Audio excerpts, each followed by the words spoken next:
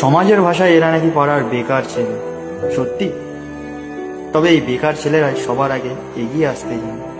আবার পাড়ার বিপদ আপদ এলে এরাই সবার আগে ঝাঁপিয়েও পড়ে। তবে বছর শেষে পুজোর সময় এলে এরাই তো আগে এগিয়ে আসে। তারপর সেই পুজো পুজো তো শেষ না হওয়া পর্যন্ত রাতের পর রাত জেগে পাহারা দেয়। হ্যাঁ মানছি, কাজগুলো খুবই সহজ, তবু এই কাজগুলির জন্য কেউ এগিয়ে আসতেছে না। শুধু এগিয়ে আসে এই পাড়ার বেকার ছেলে।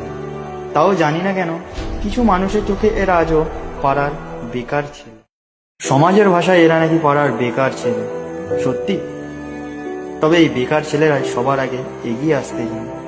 আবার পাড়ার বিপদ আপদ এলে এরাই সবার আগে ঝাঁপিয়েও পড়ে। তবে বছর শেষে পুজোর সময় এলে এরাই তো আগে এগিয়ে আসে। তারপর সেই পুজো পুজো তো শেষ না হওয়া পর্যন্ত রাতের পর রাত জেগে পাহারা দেয়। হ্যাঁ মানছি, কাজগুলো